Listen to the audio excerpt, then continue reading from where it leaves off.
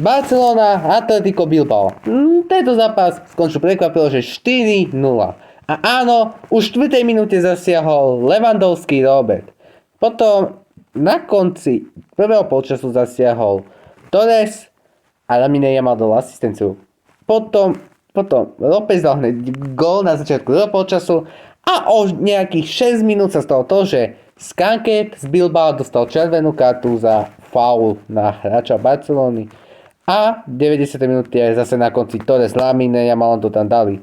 A keď sa pozrieme na to, červenú kartu dostal ako ofenzívny záložník Sanket a bohužiaľ mu to pekne nevyšlo. Bohužiaľ Nikovi Williamsovi sa nedarilo, lebo Nico Williams je tiež dobrý hráč, čiže sa dá obľúbiť dakedy, ale Lamine Yamal to je taký perfektný hráč, ktorý už má veľmi výborné výsledky, veľmi dobrú kvalitu a mne sa páči tá jeho hra.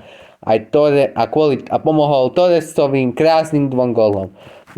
A to by som povedal, že teraz očakávame to, že či Yamala dajú niekedy v budúcnosti na hrot.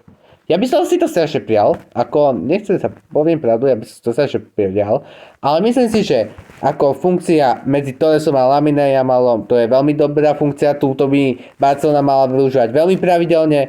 No a teraz keby sme sa pozreli na tabuľku, tak Barcelona je teraz prvá a Real Madrid je druhý. Ale môže sa to dovtedy zmeniť, pretože ešte Real Madrid má dnes zápas. A Atletico Bilbao práve došlo aj o tie pohárové priečky, no ale uvidíme, či by sa im ešte majú veľa času, ešte majú šancu prežiť a dostať sa na pohárové priečky do Európy. Keď chceš ďalšie takéto názory rýchle, musíš dať like, musíš dať follow, musíš ma podporiť, aby boli aj ďalšie takéto skvelé názory. Zatiaľ čus.